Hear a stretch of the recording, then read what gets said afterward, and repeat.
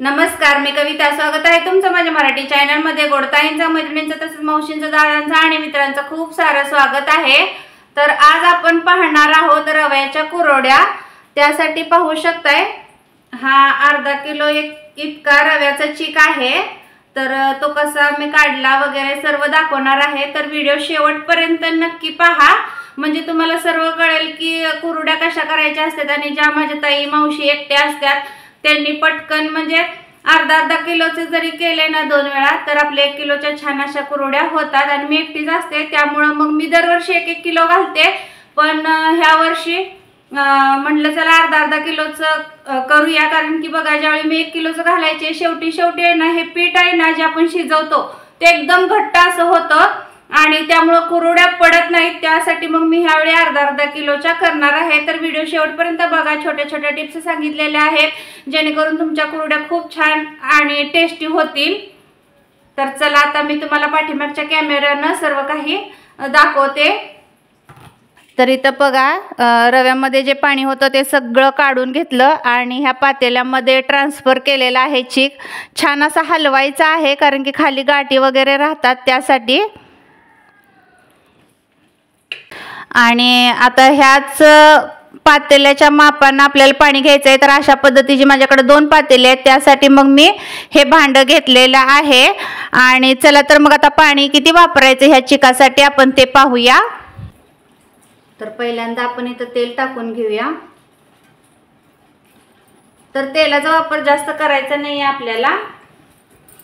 तर तेल छान तापलेलं आहे आणि बघा ह्या पातेल्यानं आता 1.5 पातेले इतकं पाणी घ्यायचं आहे आपल्याला.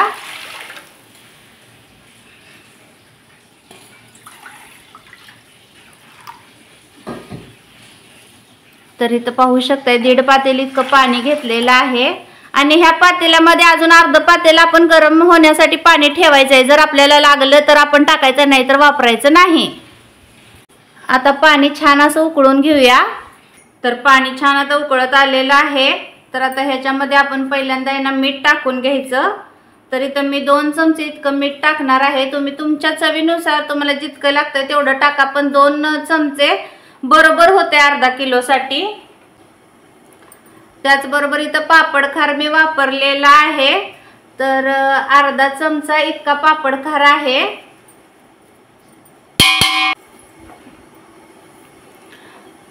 आता आपल्याला ह्यामध्ये आहे ना हा चीक आहे ना हळूहळू सोडायचा आहे आणि हलवत राहायचं आहे व्यवस्थित.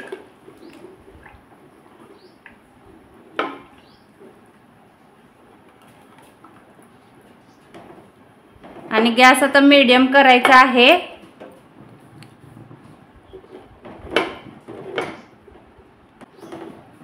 तर तुम्ही म्हणणार ह्याच्यामध्ये जिरे किंवा तीळ टाकलेले नाहीत, कारण की आपण हे बारीक शेवणं पाडणार आहे आणि व्यवस्थित हे प्लेन पडावे ह्यासाठी मी ह्यामध्ये जिरे किंवा तिळाचा वापर केलेला नाही, प्लेनच ठेवलेले आहेत.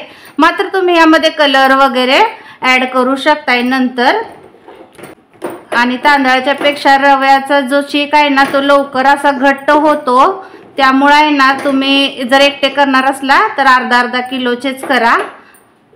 तर पाहू शकताय तांदळाचं आपण पाहिलेलं होतं त्यावेळी आहे ना ते लगेच घट्ट झालेलं नव्हतं, पण रव्याचं आहे ना बघा लगेच चीक असा घट्ट होतो. आता ह्याला छान शिजवून घेऊया.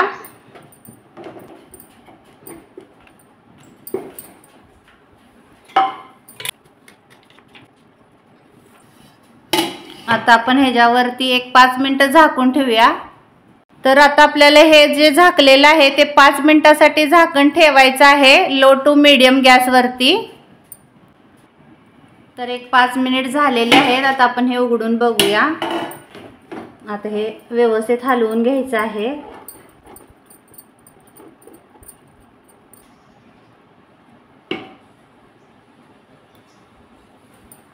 हे पुन्हा 1-5 मिनिटासाठी आपण असं झाकून घेऊया. असं जर केलं ना तर छान आपला चीक शिजतोय. आता 1-5 मिनिट अजून झालेले आहेत.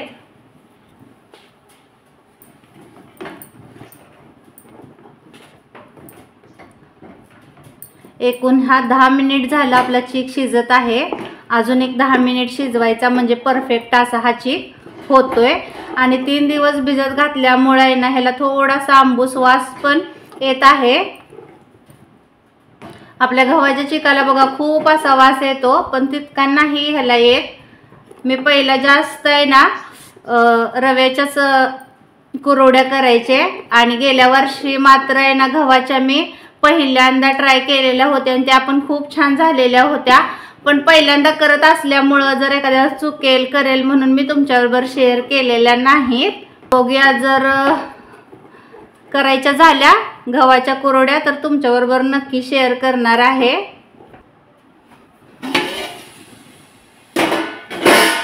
तर इथं पाहू शकताय आता हे 20 मिनिटं एकूण सगळे झालेले आहेत आणि इथं बघा कशा प्रकारे ह्याला काठ पण सुटत आहेत। तर असं आपल्याला चीक शिजवून घ्यायचा आहे। तर चला आता आपण जाऊया टेरेस वरती कुरवड्या करायला। तर पाहू शकताय ह्या पद्धतीचं आता प्लेट बसवून घ्यायची आहे।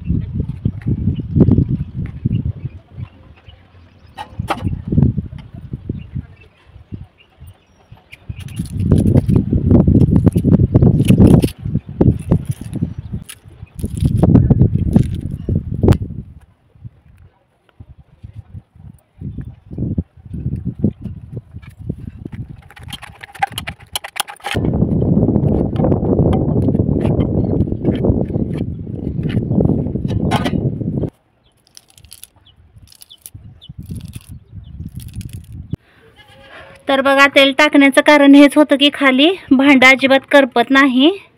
तर आता हे मी गच्चीवरतीच भिजत ठेवणार आहे पातेलं आणि ही सगळं भांडे। तर अशा पद्धतीनं आपल्या छान अशा रव्याच्या कुरवड्या इथं झालेल्या आहेत आणि इकडे पाहू शकता हे सुकण्यासाठी ठेवलेलं आहे आणि छान असं गुलाबाला फूल आलेलं आहे। हे फूल उमलून साधारण 8 दिवस झालेले आहेत, तरी पण पाहू शकता किती छान असं हे फूल दिसत आहे।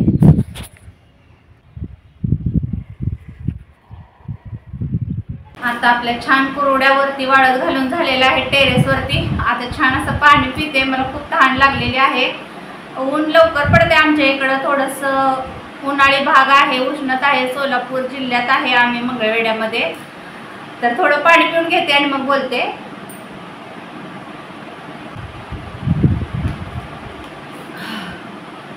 तर तुम्हाला आजचा कुरवड्याचा व्हिडिओ कसा वाटला ते कमेंटमध्ये सांगायला विसरू नका आणि अजून कोणी नवीन ताई, दादा, मावशी, माझे मित्र हे व्हिडिओ पाहत असतील आणि अजून सबस्क्राइब केलं नसेल तर नक्की आपल्या चॅनलला सबस्क्राइब करा। आता छान असं हे थोड्या सुकलेले आहे, दुपारी 3च्या नंतर मी ह्या पलटी केलेल्या आहेत सर्व आणि छान अशा 2 दिवस वाळवून घेतल्यानंतर बघा मी तुम्हाला तळून पण दाखवणार आहे।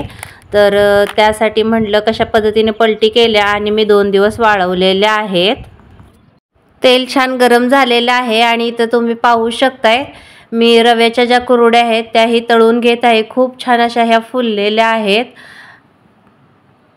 तर अशा पद्धतीने ना मी सर्व कुरवड्या तळून घेते आणि मग तुम्हाला दाखवते, त्याचा आवाज पण तुम्ही पहा। तर अशा प्रकारे सर्व कुरवड्या इथं तळून झालेल्या आहेत।